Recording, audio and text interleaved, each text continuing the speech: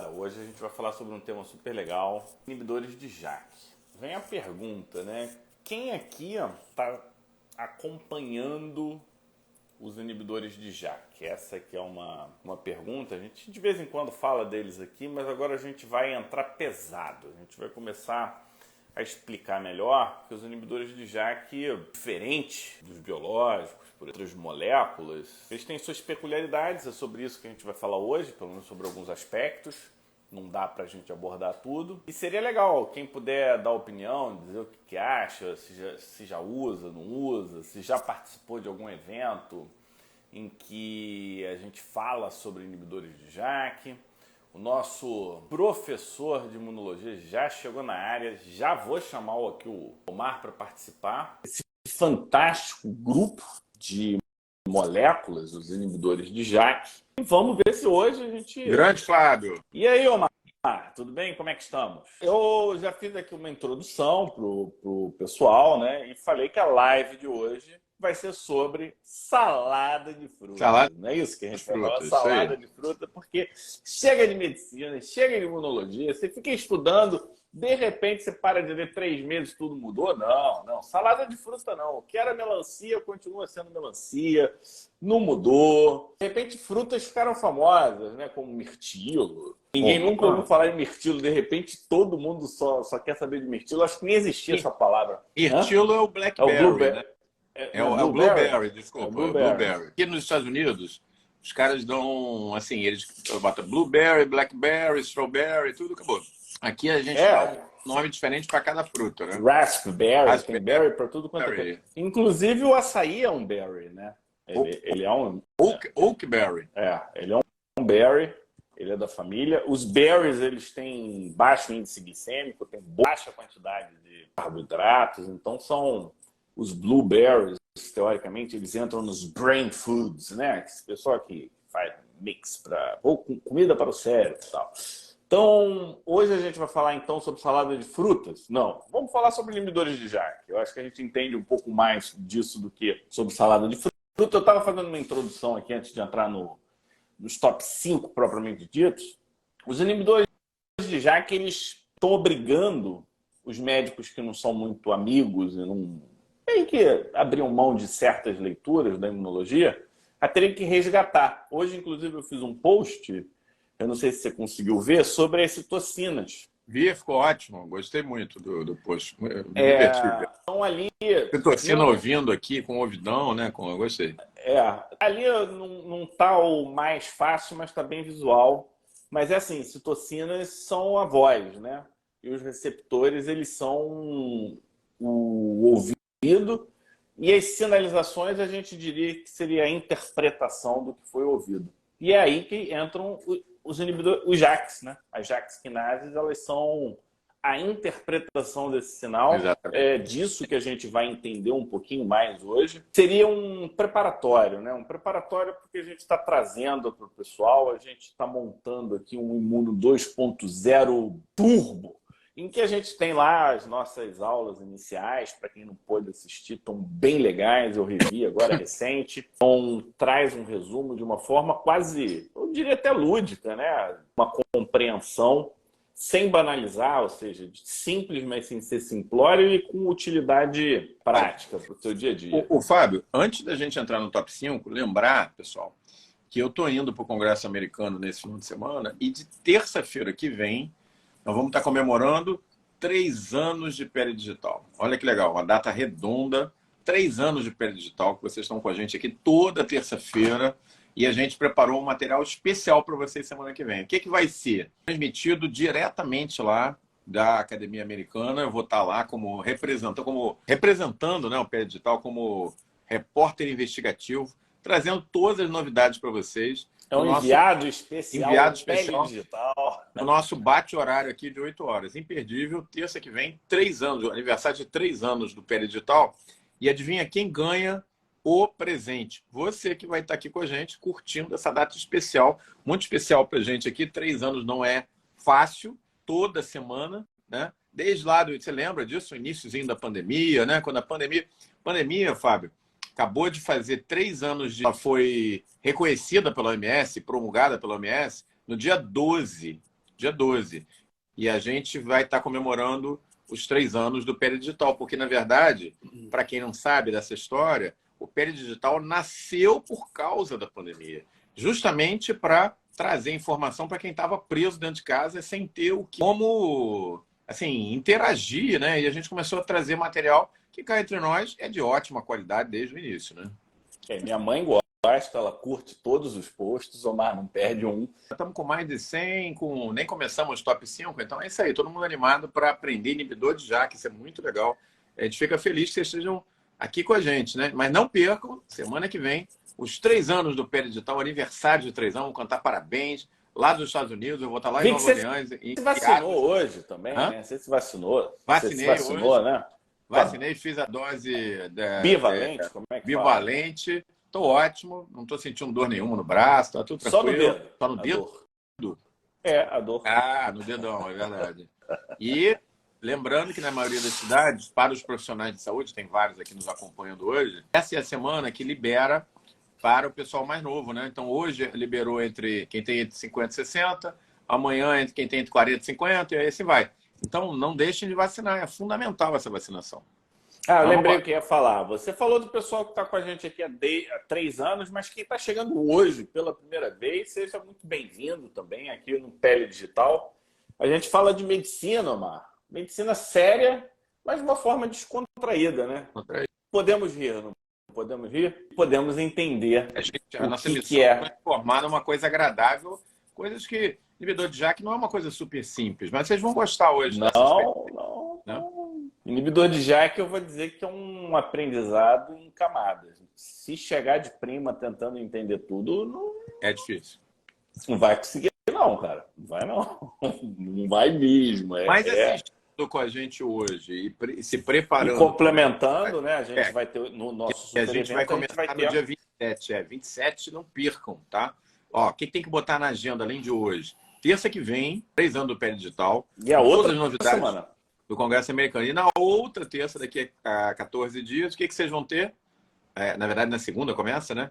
Tudo de inibidor de JAK em 3 super aulas que a gente vai começar na segunda, terça e quarta, 27, 28 e 29. Bota na agenda aí, que não dá para marcar nada. Esquece cinema com a namorada, esquece jantar fora, não dá para perder. Rosane, ela tá na frente do tempo. Ela sabe muito, usa 16 anos. Antes de descobrirem os JAKs, ela já usava. É verdade. Porque o JAKs, as primeiras publicações têm 11 anos, Rosane. Mas tá bom. Pele digital é isso aí. Então vamos começar o nosso top 5 de hoje falando de quê? De salada de fruta, Omar. Eu quero saber do mirtilo, da romã, dos morangos, outro berry, né? Diz aí, conta aí o que isso tem a ver com inibidores de JAK e como isso vai ajudar a gente a entender sobre esse fantástico mundo dos inibidores de JAK. Que eu vou dizer, é fantástico. Cada vez que eu leio, eu falo, putz, muito legal mesmo. A Zane agora ela explicou. Na verdade, ela usa o MIRA. O MIRA é imunobiológico. A gente vai falar um pouco dessa diferença hoje aqui. Mas você não usa inibidor de JAK, mas é um outro tipo de medicação. Então, olha só, no nosso top 5 de hoje, a gente vai ver o seguinte, que muitas vezes a gente acha que as descobertas científicas, Fábio, são como? São assim, caiu um asteroide, aí você vai lá e separa o material, né, do asteroide, aí você descobre adamantium lá do esqueleto do Wolverine, ou você, que nem a penicilina, né, que foi uma descoberta do Fleming, quase que acidental.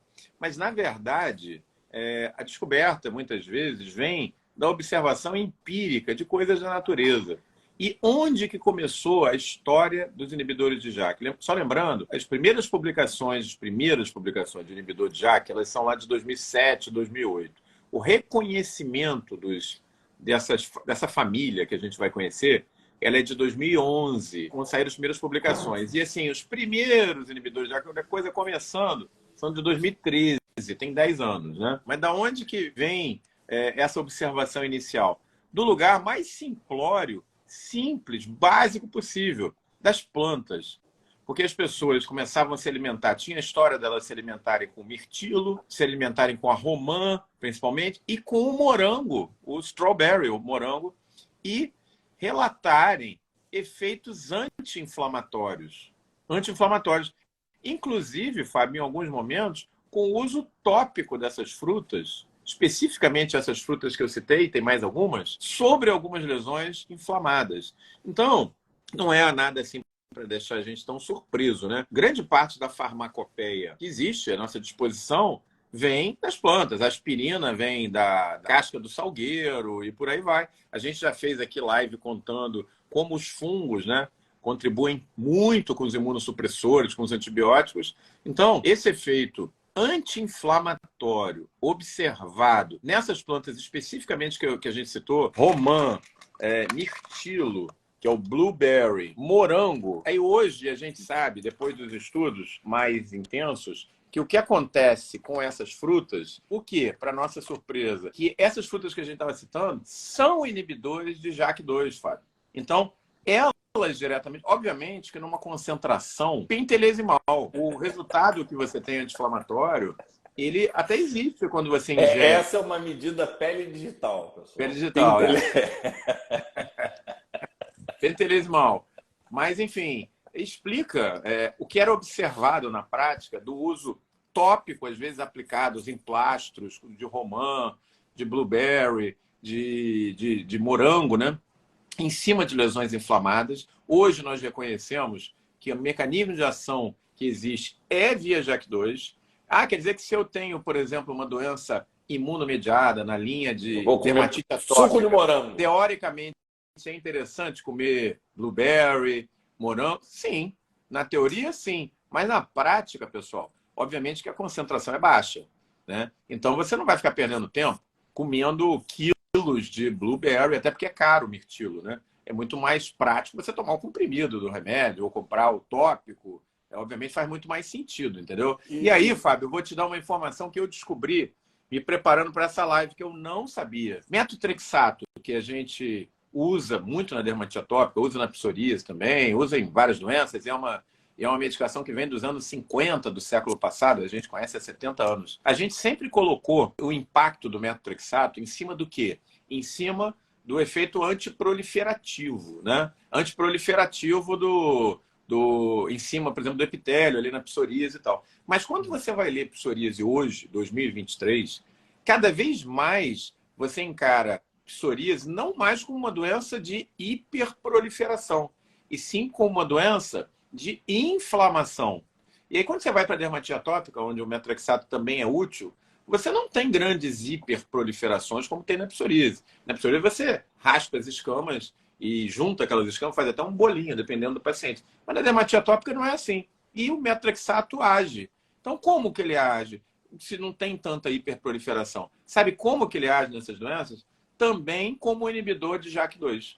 Então, o metotrexato, além da ação anti-inflamatória, ele é imunossupressor e age via JAK quinase, no JAK2 especificamente, na linha da salada de frutas que a gente estava fazendo. Olha só que interessante. E até tem, tipo, você falou das plantas, o pessoal hoje fala, não, mas fique tranquilo que é de origem botânica. Você já ouviu isso? Não, é de origem botânica. De origem botânica tem maconha, tem cocaína, tem heroína, tem os inibidores de JAK, tem a colchicina.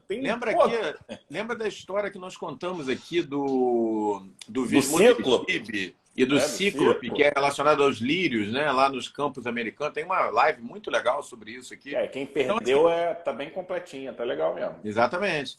Então, na verdade, essa é uma das razões pelas quais o uso por conta própria de fitoterapia não é indicado. Você não deve ficar fazendo comando de planta, chá, infusão de chá, nada disso. Porque existem princípios ativos, existe uma farmacopeia ali, e isso está sendo estudado, entendeu? Então, o início dos inibidores de JAK, que hoje é uma classe nova de medicações dentro da medicina, ele tem, assim, o início mais básico possível, na observação de que algumas frutas tinham ação anti-inflamatória. Quem podia imaginar um negócio desse, né? E é isso. Agora, obviamente, você pode comprar muito mirtilo aí, se você tem uma doença de pele. Mais prático você tomar um... Mas não é muito barato, não, né? Não é barato, não. Não é muito barato, não. E hoje, só voltando à questão do proliferativo do metotrexato, houve uma adaptação do significado proliferativo, tá? Lá no passado, na psoríase, quando começou, artrite... Inclusive, a psoríase é sempre assim, né? A pessoa tem artrite reumatoide, usa o remédio e aí, de repente, melhora a psoríase. Foi mais ou menos assim lá atrás. Só que hoje o proliferativo tem a ver com a proliferação das proteínas. Então, o pessoal meio que adaptou, sabe? Tipo, meio, não vou abrir mão, continua sendo um proliferativo. Sabe o que está acontecendo? A gente aqui no Pele Digital está sendo meio iconoclasta, né? Para quem não sabe, iconoclasta era aqueles caras da Idade Média que eram contra, que eram da Igreja Protestante, né? Que eram contra aqueles santos todos e tal. Então, eles quebravam os santos, né? Iconoclasta, classe é quebrar, né? Então a gente está sendo iconoclasta. A gente já abordou aqui que acne não é mais uma doença de obstrução. E agora a gente está dizendo que psoríase não é mais uma doença de hiperproliferação. Cara, era assim que a gente ensinava psoríase e acne há 5 anos atrás, né? Então mudou completamente. Psoríase lá no inflamatória. E os dois temas no curso de imuno acho que estão bem abordados, né? Nessa linha. Se você está falando aqui, a gente não sabe do que a gente está falando, como assim acne não é uma doença de... Tem live também. Quem não quiser ser do nosso curso, não tem problema. Na live já dá uma explicada. Live tá, mas a gente vai estar abordando tudo isso no curso que está para começar, o Imuno 2.0, que começa mais no final agora do mês de março. Tá bom, morango, inibe JAK2, mas eu queria saber no nosso top 4, metrexato, até, sei lá, açaí deve inibir também, né? Já que é um berry. Mas aí eu quero saber o seguinte, o que é Janus no nosso top 4? Ele tá falando de Janus para cá, Janus para lá, inibidor de Janus quinase, isso é maneiro, isso é difícil. Mas que troço é esse? Eu acho que vale a pena, né, até falar o que é o Janus e da onde veio, né, a terminologia, o nome, porque é uma origem legal. Você já falou em outros contextos, mas vale a pena a gente relembrar aqui. Não, aí sempre vocês gostam aqui, né? O pessoal pelo menos elogia, que a gente traz um pouco de cultura, né? Já contei um pouco da história aí, nada nobre do início das jaques, vindo das frutas, né? E aí... Mas gostoso, o início saboroso. E aí a gente vai ver agora por que chama Janus quinase, né? Janus é, na verdade, o deus romano que tinha 2 rostos. Existe um deus, uma divindade romana, que tinha 2 caras, tá? Uma olhava para um lado, outra olhava para o outro. Então era considerado... Sabe quem que era o pai dele? Quem era o pai? Não sei. Apolo. Apolo? O Apolo expulsou ele da Grécia. Porque e aí... ele era 2 caras. Aí não ele ainda não era. Ele era um semideus. Ele era filho de Deus, mas ele não era um deus completo. Aí ele foi expulso para a Itália. Aí o rei Camus, ele acolheu. E nessa que ele acolheu, aconteceu alguma merda lá com Saturno. E Saturno ele foi expulso também. E nessa, quem acolheu Saturno foi Janus. E nessa, Saturno gostou, né? Porque Saturno era o cara poderoso. Ele só não era tão poderoso lá quanto os chefões lá, mas o cara era tipo um titã. Né? Era tipo Júpiter, mas... Né? Porque tem tipo uma mescla de mitologia grega com romana. Então, o Janus ele meio foi expulso dos gregos e foi aceito pelos romanos. E quando em vida ele recebeu muitos poderes de Saturno, e quando ele morreu, ele teve uma ascensão para o nível de Deus. Foi exatamente a categoria de Deus. E foi nesse momento que ele ganhou a cara jovem. Então, nesse momento que ele ganha a cara jovem, ele morre velho e ganha a cara jovem, e aí ele se torna a figura, né? Em que olha para frente e para trás. Essa é a razão do mês de janeiro ter esse nome, porque é baseado no mês de Janus, no deus Janus. E o janeiro olha para o ano anterior e para o ano da frente, que está vindo, para o passado e para o futuro. Provavelmente era um gêmeo chifópago, daqueles que nascem assim, com 2 cabeças grudadas, uma cara para cada lado, né? Bom, enfim, a história do Janus... Não, e Janus é interessante, Omar, porque foi Janus quem ensinou o homem a navegar, foi Janus quem criou a primeira moeda, de acordo lá pela mitologia. O cara bomba. O cara bombava. O cara bomba. E Janus, né, com esse lance de olha para frente, olha para trás, ele se tornou o guardião dos portais e das transições. Então, ele é o cara que dá início, a voz do início da guerra, ele é o cara que dá a voz do término da guerra. Então, muito mais do que olhar para frente e para trás, quando você tem esse conceito do cara que controla a transição, sai da juventude, vai para a vida adulta, inicia uma guerra, termina uma guerra, combina mais, eu acho. Eu acho que combina mais com a função, né? É uma coisa E o interessante. pessoal está elogiando aí que Pé Digital é cultura. A gente já falou hoje de cíclopes, iconoclastas, mitologia em geral. E aí, por que tem esse nome? Porque são estruturas transmembrana, né? Então, pensa nas enzimas da JAK, né? JAK kinases, como se fosse... Pensa num hambúrguer, né? Aí o hambúrguer tem aquelas várias camadas, né? Tem o pãozinho, tem o picles, tem não sei o que e tal. Aí você quer manter aquilo tudo junto. Como é que você faz? Você atravessa um palitão, né? E crava todas elas. Então, ela é uma estrutura transmembrana, ela vem lá de fora, ela tem uma boca voltada para fora, uma que atravessa a membrana, outra que vai para dentro do citoplasma. Então, quando eu fui dar uma lida, eu achava inicialmente que o nome Janus, usado nessa enzima, tinha a ver com o fato de que essa é uma estrutura transmembrana e ela olhava para fora e para dentro da célula. Mas não é por causa disso, você sabia?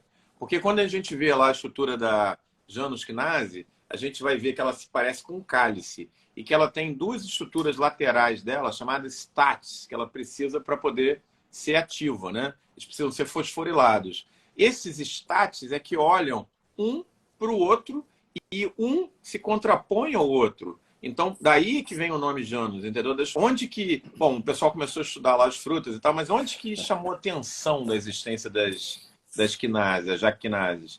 Justamente por causa do interferon que você citou e que vocês sabem que eu sou super fã, porque eu trato HPV, herpes e tal, com o interferon. Então, eles viam o interferon agindo, uma ação antiviral, uma ação pró-inflamatória, só que eles não conseguiam entender, Fábio, como que isso acontecia. Quer dizer, o interferon era uma molécula solúvel, estava do lado de fora da célula. A presença dele lá fora é o que você estava comparando, é o som chegando. Agora, como que esse som, que esse estímulo se propagava até o núcleo da célula? Porque esse é que é o ponto, né? Você tem a célula, você tem o receptor, jaquinase, que é como se fosse o ouvido, na superfície da célula. O interferon chega bombando, né? Tipo, festa da periferia, tocando, né? Tocando funk legal, tudo. E aí? Mas só que isso, essa informação tem que chegar no núcleo da célula, porque realmente o que importa é a proteína que aquela célula imunológica vai produzir. E esse estímulo, como se fosse um dominó, ele vem lá da membrana e chega até o núcleo. Então, o interferon só, ele não era o suficiente para explicar. Era uma molécula solúvel, a gente via o resultado dele. Quando você faz o interferon, você vê uma ação pró-inflamatória, você vê uma ação antiviral importante, antitumoral importante. Ok, mas como? Qual é o mecanismo desse efeito antiviral, anti-inflamatório, pró-inflamatório, antiviral e antineoplásico? Foi essa pesquisa que levou à descrição da primeira Janus kinase. Depois vieram as outras. E todas as quatro, só existem quatro. A primeira foi a TIC, né? Foi a TIC ou foi a... Foi a TIC. Não, desculpa. A primeira Foi foi a a JAK 2? Foi JAK 1. Não, JAK 1. Então, faz sentido. A primeira foi a 1. Depois veio a JAK 2. Aí a JAK 3 e a TIC 2 foram descritas mais ou menos juntas. Todas elas com uma diferença de 2 ou 3 anos. E acabou, só existem essas quatro. Década de 90? No final dos anos 90, início dos anos 2000, exatamente. E o TIC2 eu fui ver, que é estranho, né? Chama JAK1, JAK2, JAK3 e TIC2. Isso acontece porque o TIC2 foi descrito em outro laboratório. O JAK1, 2, 3 foram descritos pelo mesmo grupo e o TIC2 por outro. Depois eles reconheceram, quando eles viram a publicação, falaram, caramba, isso aqui é igualzinho o JAK que a gente está estudando. Aí ficou o nome TIC2 porque já estava nomeado, vamos dizer assim, né? Então hoje você tem 4 enzimas Janus kinase. E aí, como que pode fazer? Cara, eu estava dando uma olhada, Fábio, tem muito inibidor de JAK, mas muito inibidor de JAK. Tem os que estão publicados, a gente vai falar dele, mas tem muito inibidor de JAK chegando. Eu acho que em uso, já em uso, né, no mundo, pegando Europa, Japão, Estados Unidos, que são os que aprovam mais rápido, já tem uns 10. Não, mas no pipeline aí eu estava vendo, tem mais de 30 nomes descritos. E 400 doenças já... Então, aí a questão toda é assim, como que você consegue explicar 40 moléculas diferentes? Só existem 4 Janus kinase. Aí é que entra o negócio legal. Quer dizer, legal. Eu não era um bom aluno de matemática, tá? Eu me sofria lá com a matemática, mas eu tinha que estudar porque eu queria passar no vestibular, mas não era natural para mim. Então tinha uma matéria que era horrorosa para mim, eu não gostava, chamada análise combinatória. Então, qual que é a história do Jaque Quinazes?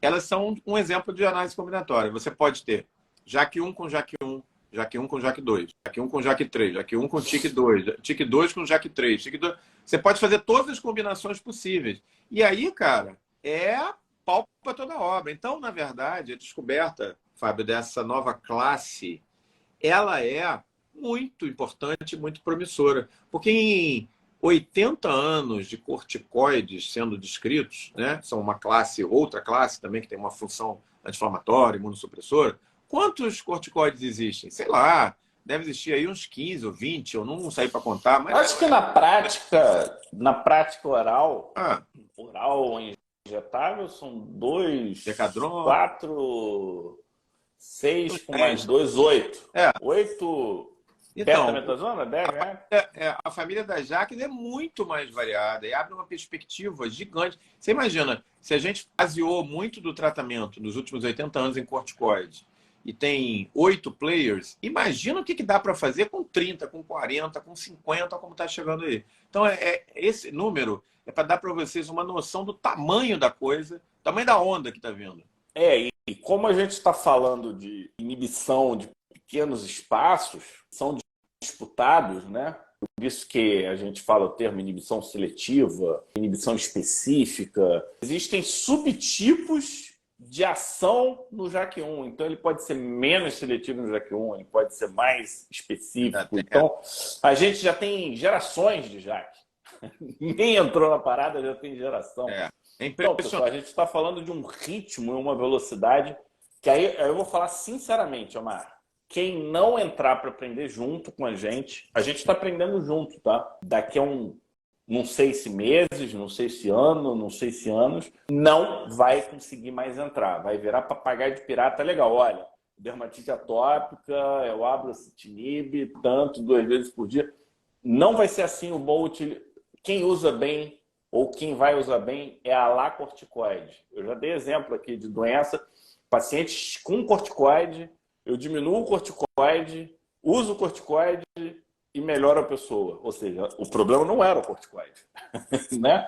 O problema não era a doença, não era o paciente. Então, o que outra? Você tem que saber usar a medicação. E como é que a gente vai fazer isso acompanhando o que está acontecendo? Não pode deixar rolar, porque a gente não vai ter esse tempo hábil, a gente não vai ter 50 anos para aprender a mexer. Vai ser junto, pegando junto. É uma daquelas áreas, cara, é que nem você pegar e falar assim, ô Fábio, senta aqui agora e você tem 5 minutos aí para dar uma atualizada, 5 minutos, e aí você vai tratar um ambulatório aqui de 20 pacientes de HIV positivo. Você consegue?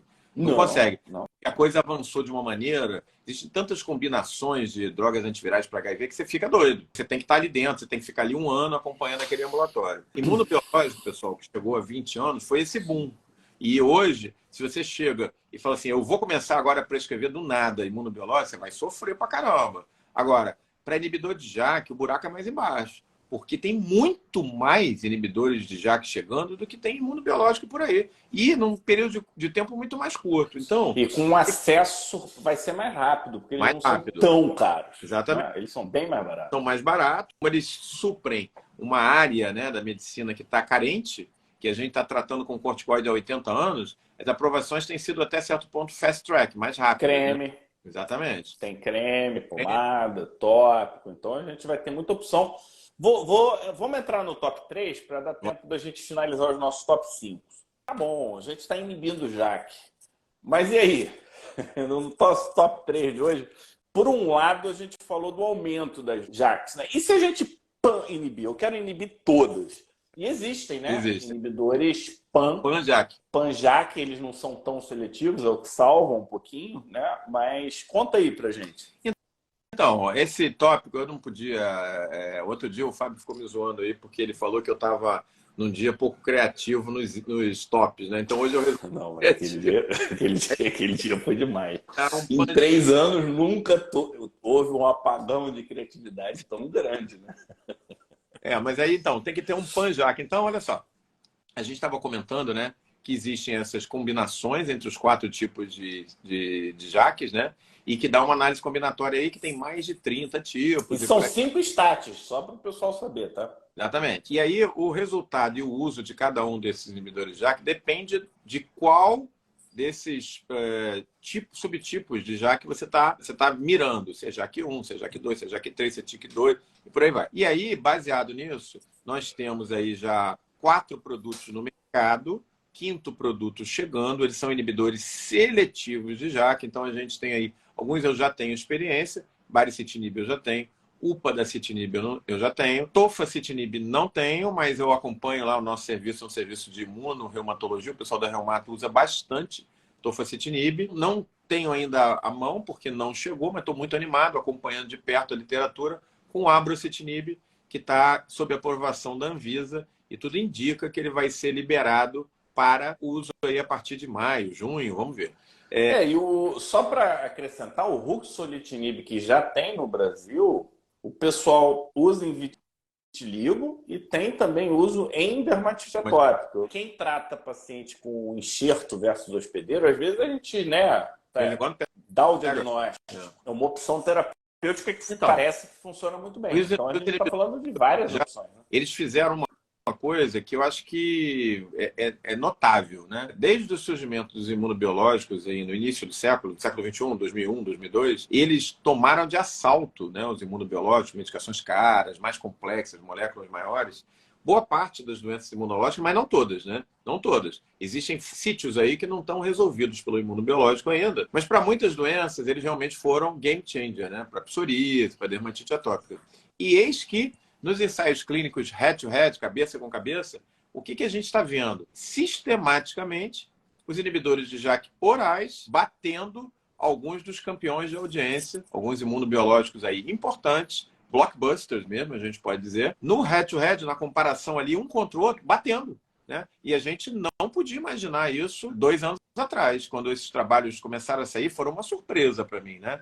E aí, a gente tem aí o novo pan-JAK, né? Que é um inibidor menos seletivo, o tal do delgocitinib, já aprovado no Japão, creme, para uso tópico para dermatite atópica, mostrando excelente resultado. Obviamente, não é quando você vai para tratamento tópico, a gente não está falando aí de uma dermatite atópica escorar de 90, 80. Mas tem papel, né? Porque às vezes fica aquelas ilhas residuais, né? E você quer, você não quer aumentar tanto a dose, você entra com tópico e dá uma ajustada naquele ponto. E às vezes aquele paciente que está fazendo, por exemplo, um imunobiológico, talvez como o do Pilumab, não zerou, você pode complementar o tratamento com o tópico, o inibidor de JAK tópico. A aprovação desse remédio, do delgocitinib, é especificamente para dermatite atópica, mas já tem trabalhos com vitiligo, mostrando bom resultado. E é interessante, né? Porque muitos vitiligos são segmentares, são mais localizados. A gente não está falando de vitiligo daquele extenso, o corpo todo, que aí fica realmente mais difícil fazer tratamento tópico. Mas para tratamento localizado, excelente opção. Então a gente está vendo aí de tudo um pouco, desde os mais seletivos, as mais em JAK1, JAK2, JAK3, para aqueles mais pan-JAK, ocupando, achando o seu espaço, o que é muito legal, né? A Rosane perguntando se dosa JAK. A JAK, ela é intracelular. Ela não é uma proteína circulante. Você dosa interferon, você não dosa JAK, tá? Interferon é uma molécula solúvel, JAK não. E acho que fora de um ambiente experimental, eu entendo, Omar, que as JAKs, elas estão lá, elas estão em íntima relação com o receptor. Se o receptor estiver quieto, ela vai ficar quieta.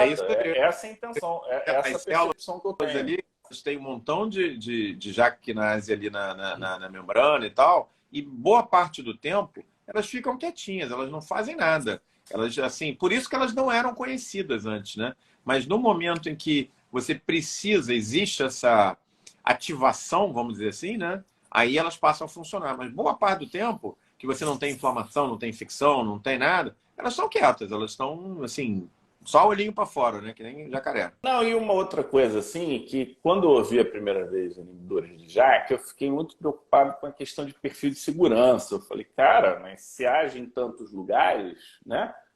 Eu estou falando de um risco alto, mas se a célula não estiver usando aquela comunicação, aquela inibição não vale nada.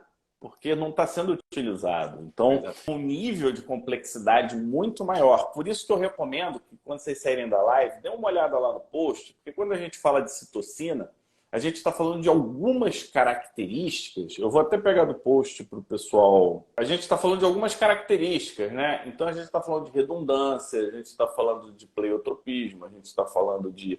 Então, uma mesma citocina agindo em diferentes células, elas podem estar agindo em diferentes receptores e o perfil de inibição da JAK já vai ser diferente. Por isso que eu estou falando.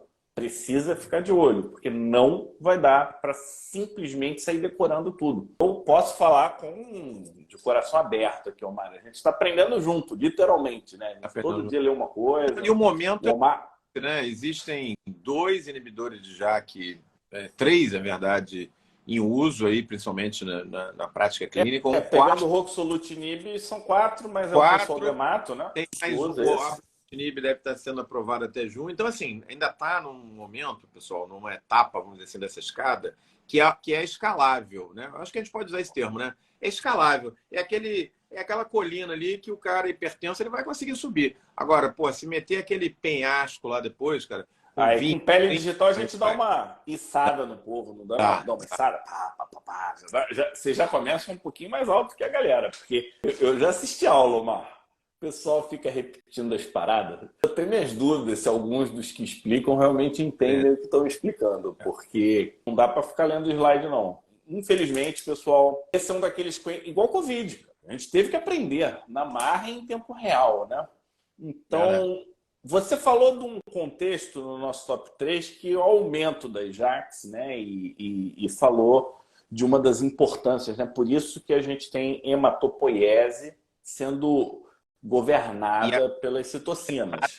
Pelo inibidor de JAK, né? Quando você usa, você pode fazer anemia. Eu tenho um paciente que respondeu maravilhosamente bem com dermatite atópica e fez uma anemia braba. O hematócrito dele despencou de 43 para 31 em 2 ou 3 semanas. Depois recuperou, entendeu? Aí você começa a entender por quê, né? No momento que está super expresso, esse paciente faz o contrário da anemia, que é a policitemia. Então você começa a fechar o ciclo. Ah, legal, agora eu entendi por que isso é assim, entendeu? Isso é muito legal, né? Quando você começa a estudar, pegar a prática, você entende, porque não precisa ficar decorando. Ah, o inibidor de JAK pode dar anemia, pode dar trombocitopenia, pode dar... André, se você entender onde que ele funciona e como, cara, é fácil você concluir. No início dá mais trabalho, né, Omar? Você entender como funciona, mas depois que incorpora o conceito, você fazer a acoplagem de novas informações é tranquilo. Você sair decorando vai ficar difícil. Por isso que você vai entender, inclusive, na live a gente vai falar no nosso top 1 sobre imunossupressão e talvez a gente toque um pouco em infecção. Vocês vão entender por que algumas infecções são mais afetadas, assim como acontece no TNF. Mas vamos seguir para o nosso top 2, que a gente, por um lado, a gente falou do aumento das JAKs, né? E se a gente inibir? Eu quero inibir todas. E existem, né? Inibidores pan-JAK, eles não são tão seletivos, é o que salvam um pouquinho, né? Mas conta aí pra gente. Então, esse tópico eu não podia... outro dia o Fábio ficou me zoando aí, porque ele falou que eu estava num dia pouco criativo nos tops, né? Então hoje eu... Não, mas aquele dia foi demais. Em 3 anos nunca houve um apagão de criatividade tão grande, né? Mas aí então, tem que ter um pan-JAK. Então, olha só, a gente estava comentando, né, que existem essas combinações entre os 4 tipos de JAKs, né? E que dá uma análise combinatória aí que tem mais de 30 tipos. E são 5 status, só para o pessoal saber, tá? Exatamente. E aí o resultado e o uso de cada um desses inibidores de JAK depende de qual desses subtipos de JAK você tá mirando. Se é JAK1, se é JAK2, se é JAK3, se é TYK2 e por aí vai. E aí, baseado nisso, nós temos aí já 4 produtos no mercado, 5º produto chegando, eles são inibidores seletivos de JAK, então a gente tem aí, alguns eu já tenho experiência, baricitinib eu já tenho, upadacitinib eu já tenho, tofacitinib não tenho, mas eu acompanho lá o nosso serviço, é um serviço de imunorreumatologia, o pessoal da Reumato usa bastante tofacitinib, não tenho ainda a mão, porque não chegou, mas estou muito animado, acompanhando de perto a literatura, com abrocitinib, que está sob aprovação da Anvisa, e tudo indica que ele vai ser liberado para o uso aí a partir de maio, junho, vamos ver.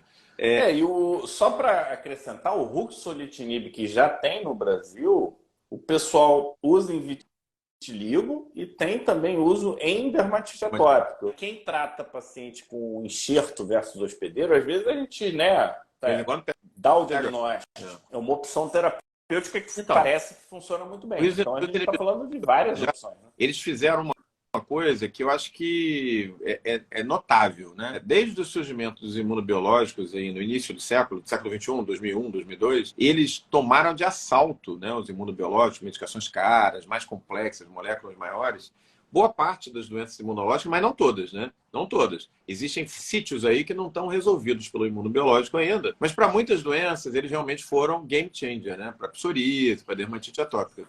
E eis que nos ensaios clínicos head-to-head, cabeça com cabeça, o que a gente está vendo? Sistematicamente, os inibidores de JAK orais batendo alguns dos campeões de audiência, alguns imunobiológicos aí importantes, blockbusters mesmo, a gente pode dizer, no head-to-head, na comparação ali, um contra o outro, batendo. Né? E a gente não podia imaginar isso 2 anos atrás, quando esses trabalhos começaram a sair, foram uma surpresa para mim. Né? E aí, a gente tem aí o novo pan-JAK, né? Que é um inibidor menos seletivo, o tal do delgocitinib, já aprovado no Japão, creme para uso tópico para dermatite atópica, mostrando excelente resultado. Obviamente, não é quando você vai para tratamento tópico, a gente não está falando aí de uma dermatite atópica escorar de 90, 80. Mas tem papel, né? Porque às vezes fica aquelas ilhas residuais, né? E você quer, você não quer aumentar tanto a dose, você entra com tópico e dá uma ajustada naquele ponto. E às vezes aquele paciente que está fazendo, por exemplo, um imunobiológico, talvez como o do Pilumab, não zerou, você pode complementar o tratamento com o tópico, o inibidor de JAK tópico. A aprovação desse remédio, do delgocitinib, é especificamente para dermatite atópica, mas já tem trabalhos com o vitiligo, mostrando bom resultado. E é interessante, né? Porque muitos vitíligos são segmentares, são mais localizados. A gente não está falando de vitiligo daquele extenso, o corpo todo, porque aí fica realmente mais difícil fazer tratamento tópico. Mas para tratamento localizado, excelente opção. Então a gente está vendo aí de tudo um pouco, desde os mais seletivos, as mais em JAK1, JAK2, JAK3, para aqueles mais pan-JAK, ocupando, achando o seu espaço, o que é muito legal, né? Estão perguntando de líquen plano, você já fez comentários aqui, eu acho que vale a pena você trazer, né, isso também. André, a questão do líquen plano, se você vai ler sobre líquen plano, se você olha para o líquen plano na histologia, você fala assim, pelo amor de Deus, como essa doença ainda não tem um tratamento imunomediado? Porque tem tudo para isso, né? Você tem ali... Como é que a gente aprende, né? O líquen plano, o infiltrado em faixa, que borra a junção dermoepidêmica, aí você tem queda de melanófago, blá. Cara, ali você tem uma população de linfócitos homogênea, toda atacando a junção dermoepidérmica. É uma questão de você atuar ali que vai... Se você tiver uma medicação que age exatamente nos receptores daquele linfócito, o resultado é muito bom. E é exatamente isso que está emergindo dos trabalhos, né, com o líquen plano. Porque começa do jeito que você estava falando. O cara tem uma dermatite atópica e tem líquen plano. Aí ele trata a dermatite atópica com inibidor de JAK e aí melhora o líquen plano. E aí começou a ser descrito, né? Então, muitas publicações com líquen plano, já com inibidores de JAK, vários deles. Tem com tofacitinib, tem com upadacitinib, tem com abrocitinib. Só lembrando, né, que os nomes dos inibidores de JAK todos terminam desse jeito, NIB, né? Então, tofacitinib, abrocitinib, esse novo aqui, delcocitinib, upadacitinib, é a característica dessa classe, é terminar o nome dessa maneira, NIB, né? De inhibitor, né? De inibidor, né? Por isso que tem esse nome. Então, a gente está vendo dados muito legais, vitiligo, líquen plano, granuloma anular, além aqui, ó, só para... Tá aprovado, né? Tópico ainda não tem no Brasil, mas só para você ver. Pan-JAK, tem o Delgo e o Pelficitinib. JAK1, JAK3. Tofacitinib e 2 em estudo aqui. JAK1, JAK2, baricitinib, upadacitinib, CT1500 e ruxolitinib. JAK1, TIC2. Tem um estudo aqui. JAK1 apenas itacitinib, solcitinib, filgotinib, mais 2 ali. JAK2 sozinho, percitinib. JAK3 sozinho, um lá. Isso é um de 2019, Omar. Esse artigo aqui. Nós estamos em 2023. Nós estamos em 2023. Olha só, exatamente. Isso é antes da pandemia. E o cara fez o artigo em 2019, saiu publicado em 2019, provavelmente foi escrito antes, né? Porque até você ter aprovação em revista, você vê, 5 anos, cara. Você vê onde que a coisa está chegando. É sinistro. É sinistro. Pode pegar. Vamos lá, eu acho que um dos pontos que a gente tem que sempre ficar atento no nosso top 1 é efeito colateral. A gente está falando de medicação nova, a gente já aprendeu que medicações em estudos são seguros, mas quando cai na vida real, pessoas com comorbidades, usos inadequados, começam a aparecer efeitos colaterais. Isso tivemos biológicos, né? Que saíram do mercado. Eu já preparei um post, Omar, o pessoal está preparando, não sei quando sai, Aptiva. que são os 5 biológicos que saíram do mercado por efeitos colaterais. E o Raptiva está lá. E a gente tem que ficar de olho, porque a gente está falando de medicações com potencialmente influenciam a hematopoiese e todas as células do sistema imune são influenciadas de uma forma ou de outra. Então, como é que funciona, né, essa medicação, principalmente dermatite atópica com infecção estafiloclássica, ou então uma dermatite atópica num paciente que está com herpes? Eu já imagino aqui como que a gente tem que fazer. Por outro lado, a gente tem indicação dos inibidores de JAK para tratar COVID grave. Então, nós estamos nesse cenário. Eu queria, no top 1 de hoje, falar dos inibidores de JAK como imunossupressores nas infecções graves e os riscos, né? Se der tempo para você falar alguma coisa, a gente tem aí 4 minutos. Vamos lá. Mas eu vou te dar 2. Então, olha só. Os inibidores de JAK, como não podia ser, né, são Janus-quinase, olha, tem 2 caras, né? Então, essa resposta tem 2 caras. Os estudos de vida real, né, diferente daqueles estudos pivotais, que são todos controladinhos, eles não têm mostrado muitos problemas, na verdade, de grandes infecções. Existe lá um sinal, em alguns dos inibidores de JAK, um sinal discreto de aumento de infecções via aérea superior. Estamos falando aí de gripe, influenza e tal. Um sinal discreto de aumento de herpes recorrente e um sinal menor ainda de zoster. Então, a gente, para zoster, tem vacinação específica, tem estimulado a vacina. Para herpes simples, a gente não tem uma vacina específica. Para alguns tipos de inibidores de JAK, particularmente o upadacitinib, a gente tem descrito também um aumento de acne no rosto, mas lembrando que a acne não é uma doença infecciosa puramente, ela é uma doença inflamatória, mas que tem a presença de um agente infeccioso, Cutibacterium acne, que a gente já conversou bastante aqui. Mas o outro lado da moeda, né, Janus-quinase... E o corticoide já dava acne, né? Já dá, exatamente. Dá acne, aumenta o risco de zoster, é a mesma coisa. Por incrível que pareça, gente, parece uma coisa contraproducente, mas a gente está falando de um imunossupressor que você usa em infecções. Então, vários dos inibidores de JAK se destacaram no tratamento da COVID grave.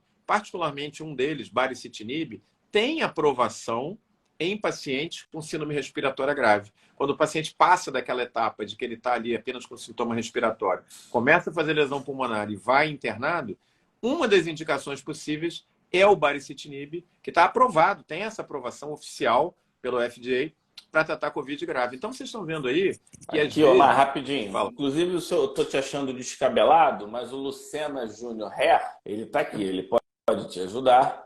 E ele falou que tem tido herpes recorrente. Eu não sei, você está usando qual medicação, Lucena?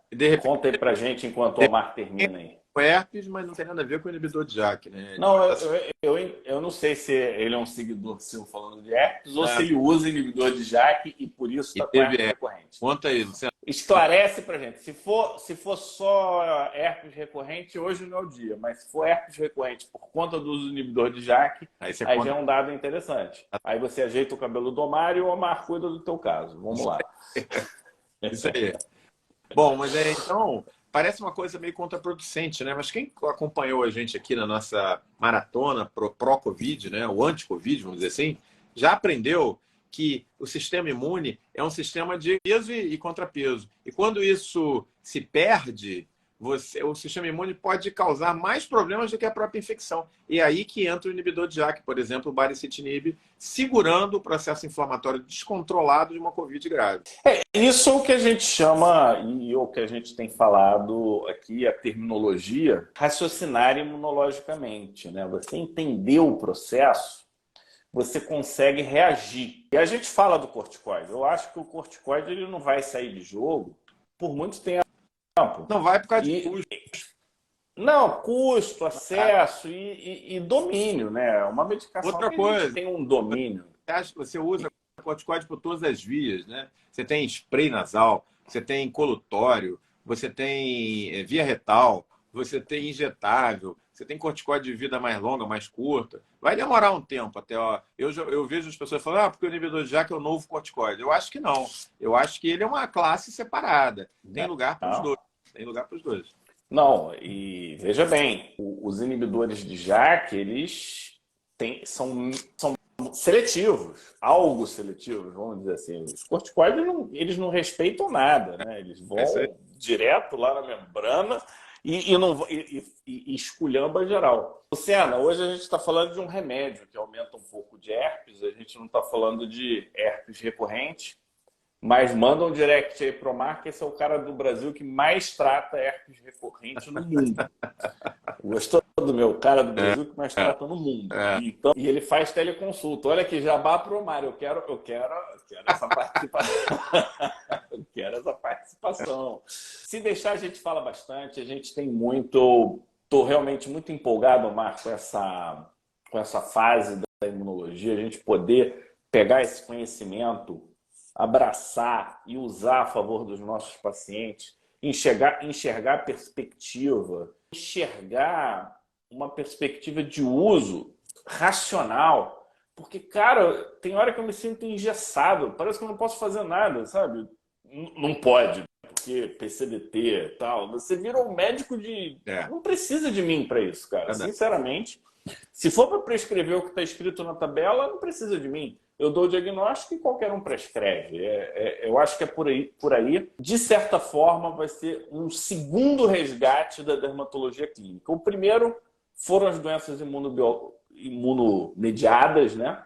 E os biológicos. Agora, a gente vai começar a ver a diferença entre quem estuda, se dedica, entende por que o granuloma anular é um granuloma anular e entende por que se usa um inibidor de JAK. Dá trabalho, e aí eu vou terminar com a hashtag Tamo Junto, galera. É muita coisa para estudar mesmo. E aproveita que a gente gosta, não é não? É verdade. Então vamos lá. Pessoal, eu queria agradecer ao Fábio, está sempre aqui, meu parceiro de terças-feiras, de Pele Digital.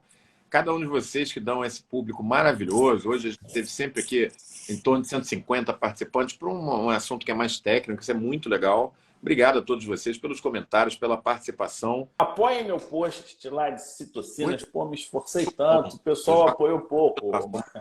Bom, o pessoal gostou. É isso aí. Até a próxima. E provavelmente essa live já vai para o Spotify nessa sexta-feira. Não sei se vai ser essa, mas provavelmente sim. Grande abraço, Omar. A gente vai se falando aí.